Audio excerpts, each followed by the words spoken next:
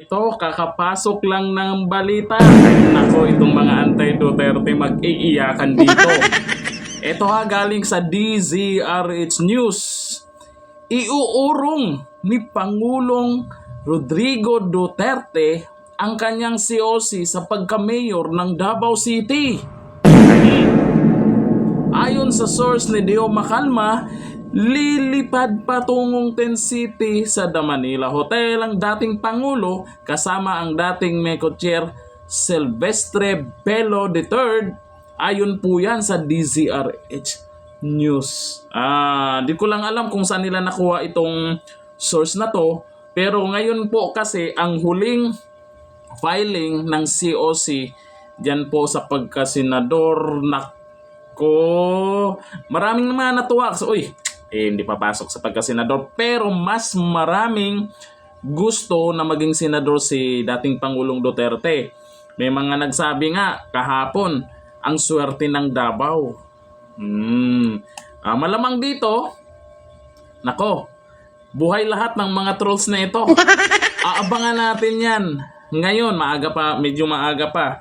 Di natin alam kung kanino nang galing po ito kasi hinanap po natin, walang video po. Siguro pang sorpresa. Alam nyo naman, pag naglaro sa politika si dating Pangulong Duterte, natataranta ang mga kalaban. Anyari ngayon, siguro nag-iisip na ng tactics itong sila Nograles kung paano harapi o tapatan si dating Pangulong Duterte.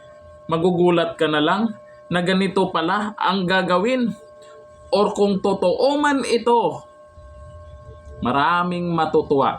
Nung tumakbo siya bilang mayor sa Davao City, maraming natuwa. Siyempre, at least, andyan pa rin siya para magserbisyo. Pero mas maraming nag-aabang at matutuwa kung tatakbo siya sa national election bilang senador. Kasi mas mababantayan niya yung mga nangyari dyan sa Senado.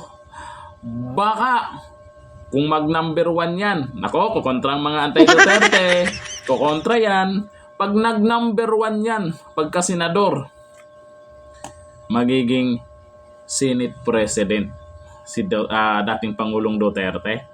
Nako, talaga naman. Pero ito, abangan natin yan. Kung totoo man ito, galing po yan sa DZRH News.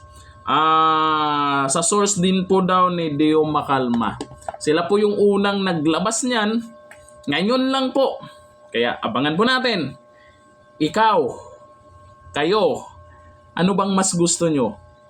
Senador or mayor ng Davao City ang tatakbuhan ni dating Pangulong Duterte? Share natin to. Ngayon dito na lang. Thank you. Bye-bye.